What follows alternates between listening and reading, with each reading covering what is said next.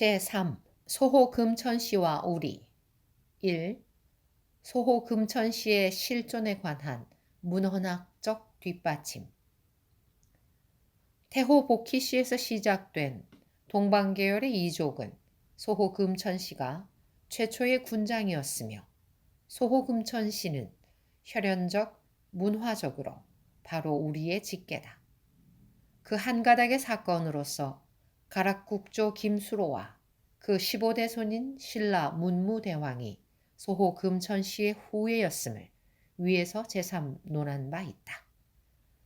소호시의 본고장은 남만주 봉천 요동반도 지방이었는데, 소호시는 조기부터 산동반도, 회대지방에 진출하여 중국사의 시원적 발전에 크게 기여하였다. 소호시로부터 시작된 동방족의 국가는 제전욱, 제고, 제순의 차례로 이어나갔다. 개관하면 소호 금천시는 남만주 천령 이남, 요동반도, 산동반도의 근거를 가졌고, 제전욱과 제곡은 열하성 조양, 극성지방에서 도읍하였고, 황제 헌원은 수원성, 돈록현, 북경 동북방 300리 지방에서 도읍했다. 요동반도 봉천지방은 서로는 대요하, 동남으로는 압록강, 서남으로는 점해가 가로놓여 있는 등 교통이 지편하고 물산이 풍부하며 수림이 울창 무성하고 자연 조건과 생활 여건이 적호하여 일찍부터 문물이 크게 발달돼 있었던 것이다. 소호시의 국조 지가 개국한 것은 황제시보다 훨씬 이전의 일이었으며, 동방족인 치우와 황제시가 싸운 것은 소호시의 시대가 지난 먼 후였다. 그러므로 소호시와 황제 헌원과는 하등 관련이 없는 것이다. 그러므로 상고 중국의 역사 서술에 관한 기본 사료인 사기, 오세 본기, 대대래의 재개편, 오제덕편 등에는 소호 금천시의 이름이 실려져 있지 아니했다는 것이다. 그런데 한무제 이래 역사 조작이 심한 중국인들은 동방족의 신성한 시조 제지를 한족의 역사에 부용시켜 놓기 위하여 제지를 제곡의 다음에 끼워 넣어놨다. 사기 오제 본기는 제전욱을 황제의 손자라 하고 제곡을 황제의 증손이라 했는데, 그것 자체부터가 위작이다. 설양지 교수는 전한대 고문가들이 소호시를 황제와 전욱의 사이에 끼워넣어놨다고 했지만, 오늘의 사기 오제의 본기에는 다음과 같이 소호 금천시인 제지가 제곡의 다음대로 되어 있다. 이리하여 사기 오제 본기가 오제가 아닌 육제로 되어버렸다. 미완성 범죄라 하겠다. 2. 소호 금천시의 실존에 관한 고고학적 증명. 설양지 대만대학 교수는 소호 금천시의 실존에 관하여 수많은 문헌을 제시했으나 그는 고고학적 뒷받침을 하지 못했다. 2. 대문구 문화의 등장과 우리의 역사 상한. 중공의 역사학자 당란은 소호 금천시의 나라가 산동성 곡부, 공자가 탄생한 곳에 도읍을 하고 있었다고 고고학적 뒷받침으로써 다음과 같이 기록했다. 1977년 7월 16일자 일본 조일신문 보도. 1. 대문구 문명의 분포지는 산동성 제남시의 약 100km 남방으로부터 강소성 북부에 이르기까지 7만 km 제곱의 광성이다. 충청, 경상, 전라 6도 면적의 넓이와 거의 같음. 2. 방사성 탄소의 측정에 의하면 대문구 문명은 거금 5785년 전으로 거슬러 올라간다. 3. 지금까지 중국의 역사 상한을 거금 4000년 전으로 하고, 또한 고고 유품도 앙소, 용산의 2대 문명을 상한으로 하고 있었지만, 중국의 역사는 약 6만 년 전으로 거슬러 올라간다. 당나는 소호씨를 중국인의 시조라 했는데 그것은 부당하다. 소호씨가 정통 동이게임은 위에서 본 바 있다. 4. 산동성 영양에서 한 고분이 발굴됐는데 거기에는 사자와 함께 귀중한 독이, 상아로 만든 기물, 나무로 만든 궤짝 등이 200여 점이 묻혀 있었다. 이러한 유품들에 의하여 이때 이미 계급 형성이 되어 있었음을 알 수 있다. 5.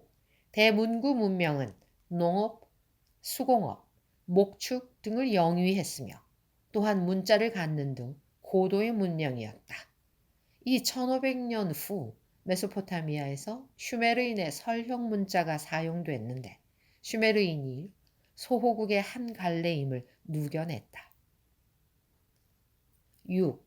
대문구 문명 당시에는 이미 소호라는 나라가 있었다. 소호국은 산동성 곡부지방에 도읍하였음이 판명되었다. 7. 소호국을 지배한 자는 질이라는 영웅이었다. 8. 황제로부터 소호시에 이르기까지에는 수백 년을 요했을 것이다.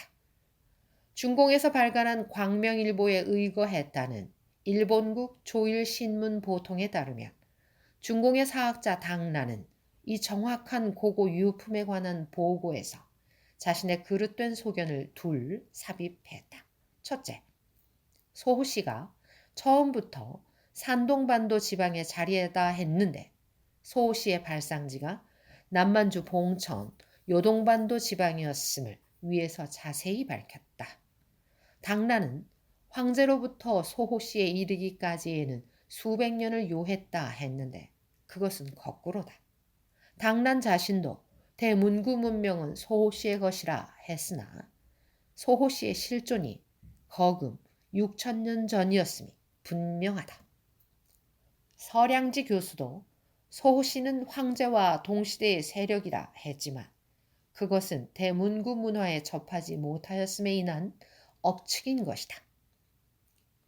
중국인의 시조라 칭하는 황제 헌원의 제위 연조를 자유중국의 역사 교과서는 BC 2674년에서 2574년 사이라 했으니 황제의 제세가 대문구 문화의 만개 당년보다 933년 후였다는 계산이 된다.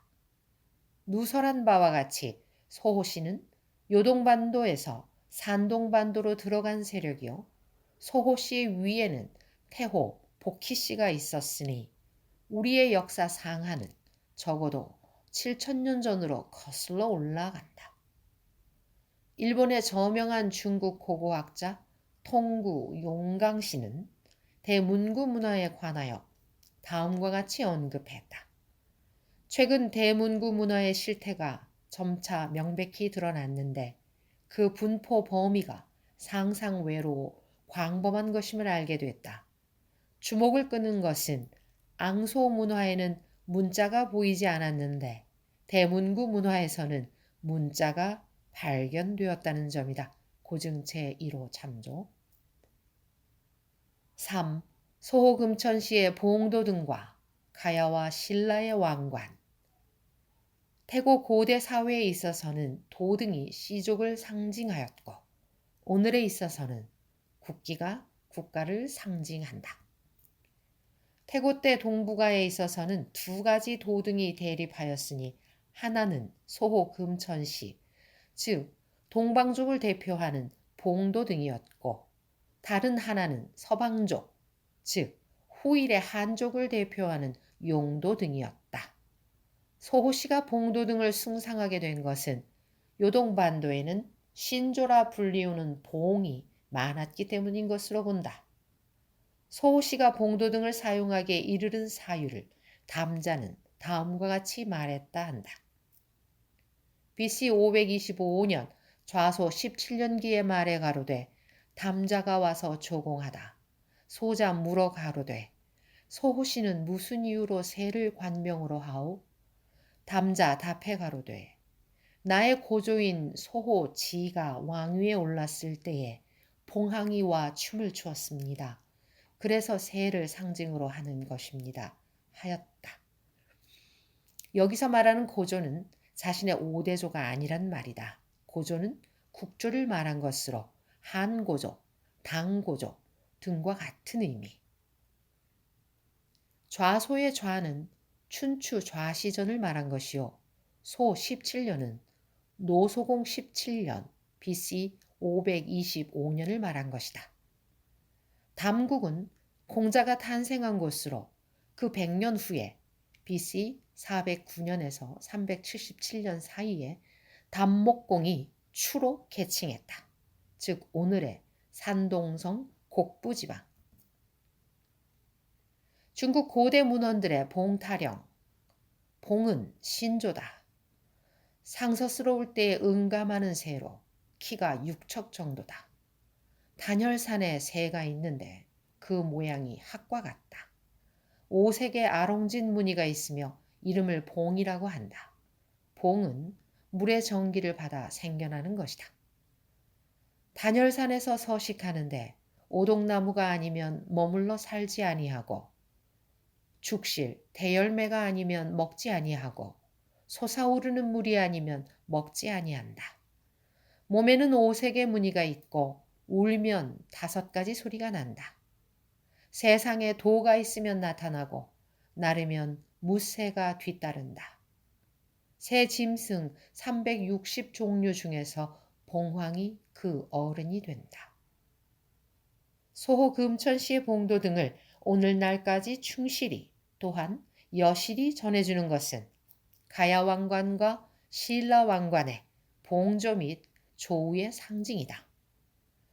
가야지구에서 2개의 왕관과 신라 영역 내에서 9개의 왕관이 출토됐는데 모두가 봉과 봉미를 상징으로 했다. 대구 내동동에서 출토된 가야왕관은 제5, 3 고고학상으로 본 가야의 강력에서 본 바 있거니와 여기서 다시 양산 부부총에서 발굴된 금동제 가야왕관과 경주 서봉총에서 출토된 순금제 신라왕관을 게재한다. 서봉총에서 출토된 순금제 신라왕관에는 우편에 치솟은 날개 끝에 봉 3마리가 붙어 있다. 양쪽의 치솟은 조우에 수많은 구슬이 달려 있는데 이러한 구슬들은 봉미의 아롱진, 찬란한 반점을 상징한 것이다. 가야지구와 일본에서 출토된 봉도등적 왕관은 모두가 금동제이고 신라에서 발굴된 왕관은 황금빛 순금제인데 그것이 생산적인 관계인지 혹은 격식적인 관계에서인지 아직껏 고고학은 밝히지 않고 있다. 4. 소호 금천시의 서방 금덕과 우리나라 디딜방아. 음양오행설은 동북을 모, 서방을 금, 남방을 화, 북방을 수라 했는데 소호시는 서방을 덕으로 하였다. 서방은 가을, 소호시는 서방 금을 덕으로 하였다. 그러므로 소호시는 자호를 금천시라 한 것이다. 또한 서방추는 경신이므로 소호 국조 지가 등극하는 날을 서방을 상징하는 경신일로 택하였던 것이다. 이 역사적인 의의를 가진 등극의 날에 관하여 서기전 240년경 진나라 재상 여부위가 남긴 여시춘추는 다음과 같이 기록했다. 그날은 경신일이요 그 임금은 소호다. 경신은 금의 날로 소호시는 금덕으로서 천하에 군림하였다. 그러므로 금천시라 하는 것이다. 죽으면 금을 배하여 서방 금덕의 제가 된다는 것이다. 죽어서 저승으로 떠나는 가야와 신라의 왕들의 머리 위에 금관을 덮어 씌우는 것은 그 금관을 쓰고 서방의 임금이 되라는 뜻이라는 것이다. 소호시의 국조 지가 등극하는 날을 경신일로 택하였던 이 역사적인 축복의 의의는 그로부터 5천여 년이 지난 어제까지도 우리 민속에 깊이 뿌리박혀 면면이 전해져 와 있었다. 즉 필자의 고향집 경상남도 동래군 동상면 무정리에 선조 일에 설치된 큰 디딜방아가 있었는데 그 디딜방아 동체의 복부에 다음의 작구가 묵서로서 기입되어 있었다. 이 디딜방아가 가진 경신년, 경신월, 경신일은 이 방아도 소호 지가 왕위에 오른 바 경신년, 경신월, 경신일에 탄생했다는 것이다. 5. 소호 금천시의 업적과 그 문화 1. 단주의 창작 소호시의 후예는 배를 만들어냈다. 주의 기원에 관하여는 역개사가 나무를 쪼개어 배를 만들고 나무를 다듬어 날카로이 하여 노로 하고 배와 노의 이로써 교통을 원활히 한다 라고 했지만 그것은 소호시보다 훨씬 후의 일을 말한 것으로 본다. 소호시는 동부가 아니 지구상 최초의 주집 제작자였던 것 같음에 그러한 사실을 중국의 여러 고문헌에서 들어보기로 한다. 배와 동이와는 밀접한 관계가 있다. 시 소와 대동편의 말에 가로되 뱃사공은 곰의 가죽으로 만든 옷을 입는다 하였다. 시 서설에 의거하면 담국의 대부가 불편할 때에 그것을 만들어냈다. 담국은 오늘의 산동성, 역성현, 성자해였다. 또한 이러한 종류의 배는 좋기 맥족의 그것에서 볼 수 있다. 그들은 배를 조종하여 치부하는데 황하 연안의 각지와 협서성 일대에 이르기까지 활동했다. 이 궁시의 시조 소호시의 후예는 활을 만들어내고 또한 활을 잘 쏘았는데 이 또한 지구상 최초의 활이었을 것으로 생각된다. 묵자 비유편 옛적 사람이 활을 만들다. 동이족이 활을 만들어내다. 제준의 붉은 활과 흰 비단을 주어 제후의 나라를 구하라 하다. 이로써 제준의 나라에 가서 백성을 구하다. 활을 잘 만들며 활을 잘 쏘는 것은 동이족의 특색이다. 소호시가 만들어낸 활과 화살은 후일 숙신시의 단군과 호시가 되어 유명하였다.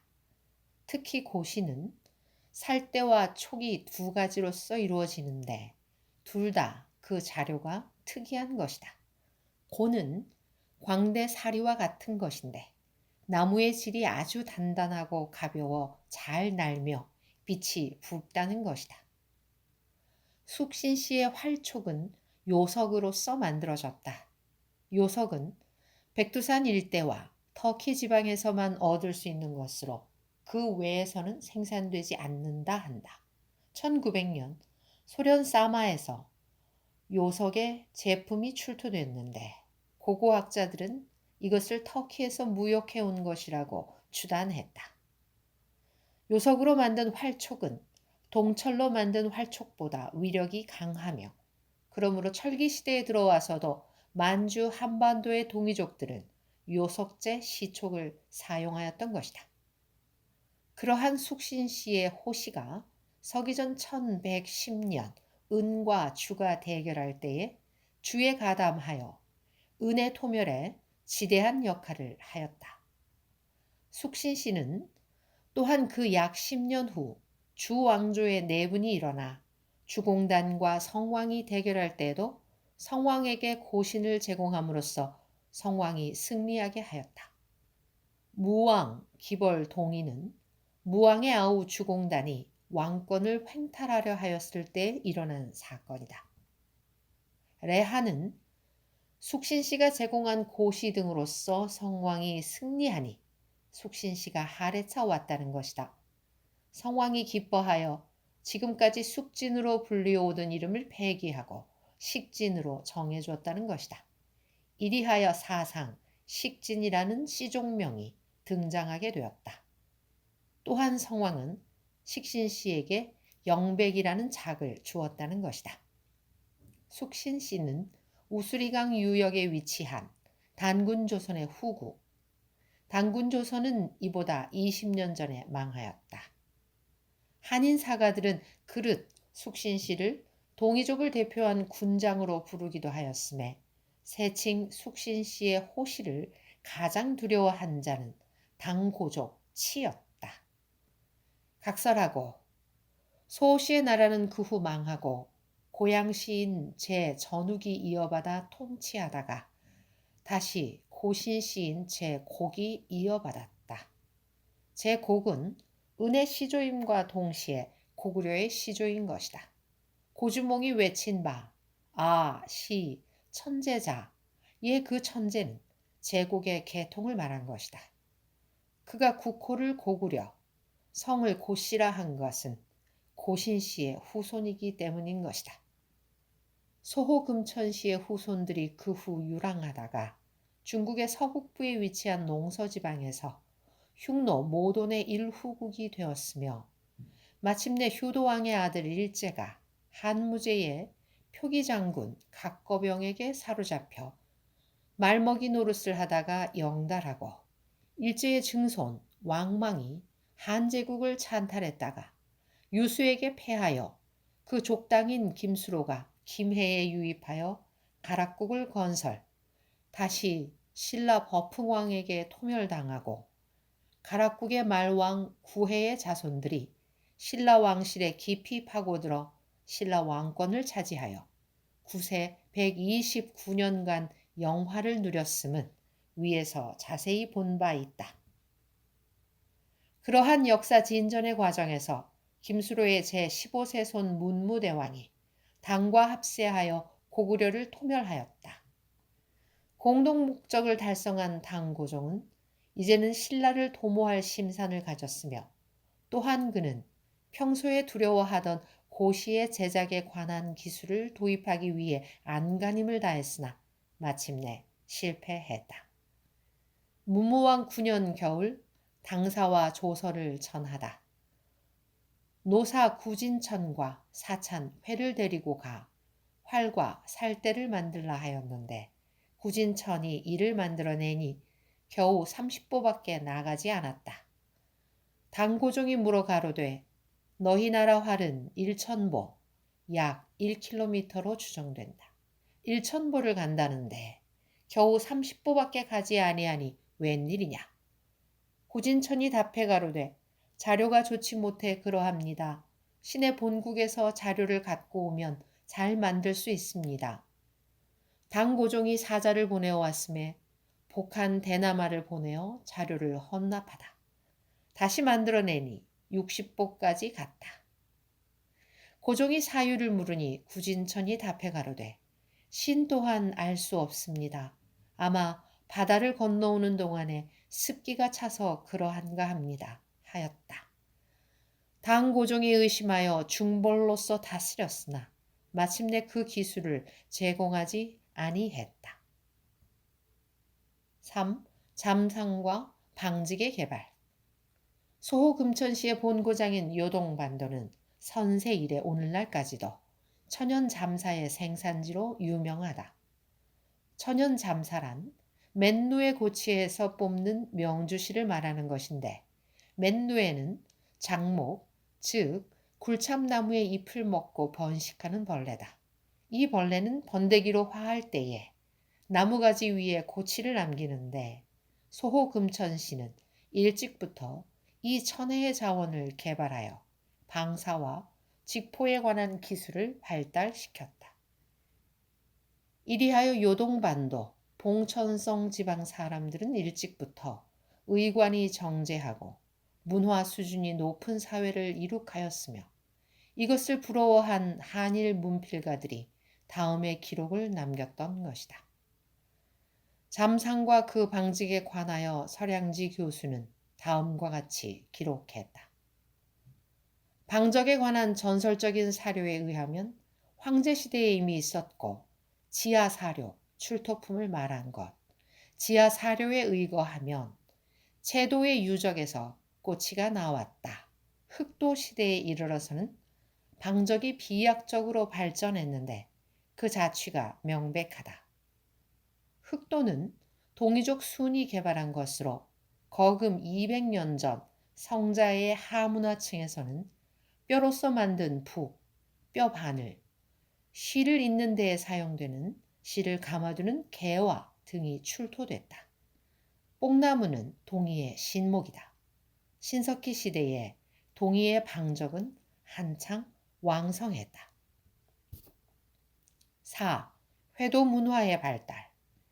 동방 알타이어계, 즉 중국인들이 말하는 동이의 요업은 중국인계의 그것보다 훨씬 앞서 찬란하게 발달하였던 것인데 설향지 교수는 동이의 요업에 관하여 다음과 같이 말했다. 서경에 회도모가 있다.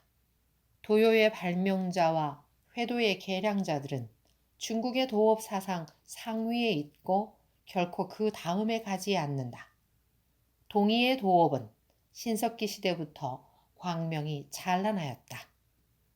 소호씨는 회색 무문토기를 개발했는데 무문토기는 그 색택이 담담하고 고상 우아함을 특색으로 한다. 메소포타미아에 진주한 소호족 슈메르인도 회도 문화인이었다. 오늘날 신안 앞바다에서 인양되는 송대의 청자와 고려의 청자도 이 회색 무문 토기에 발달된 것으로 본다. 송은 은의 후예이며 은은 제곡의 후예요. 제곡은 소호금천시의 후예이다. 육가야 건설자인 김수로 등은 정통 소호금천시계이며 그래서 가야지구에서 출토된 토기가 모두 우아한 회색의 무문 토기인 것이다. 5. 음악의 개창과 악기의 시조. 느끼면 움직이는 법이요. 그 발하는 음향과 절주의 호부와 선악은 인성과 그 행동에 지대한 영향을 미치게 된다. 이것을 잘 가르치고 선도하면 사람의 마음을 맑고 깨끗하게 하며 그 행동을 순일하게 만들기 위하여 동서고금 역대 성인과 군왕들이 그 얼마나 부심하고 노력했던 것인가. 사마천은 음악의 유래를 말하되 천재가 소녀에게 50현의 비파를 뜯으라 했더니 그 곡조가 슬퍼 25현으로 만들다 했는데 사마천은 그 소위 태제를 태호복희씨라 했다. 태호복희씨의 시대에 음악이 그와 같이 발달되었으리라고는 생각되지 않으며 설향지는 이에 관하여 다음과 같이 기록했다. 동이의 음악 교육은 중국의 역사가 시작되기 전부터 이름이 높았다.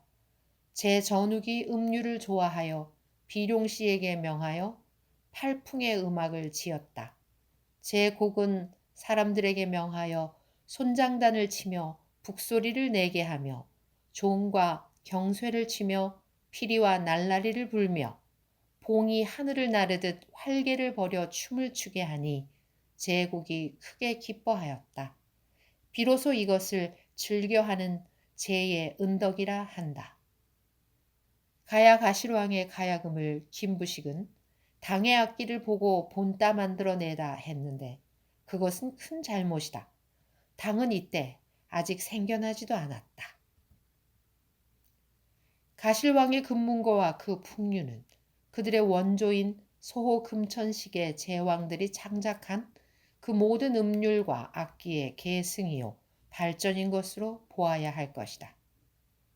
우리나라 율사, 교수, 문필가들은 가야금과 제타의 악기들이 중국의 것을 본받아 만들었다 하는데 자아 비굴적인 본말 전도도 심한 것이다. 다시 한번 설향지 교수로부터 그것을 들어보기로 한다. 재준이 아들 8인을 가졌는데 이들이 비로소 노래와 춤을 안출했다. 중국에서 보는 많은 악기와 무용들은 그 모두가 동이족이 창조한 것이다. 그리하여 순이 다시 음악에 관한 세계를 설명했다.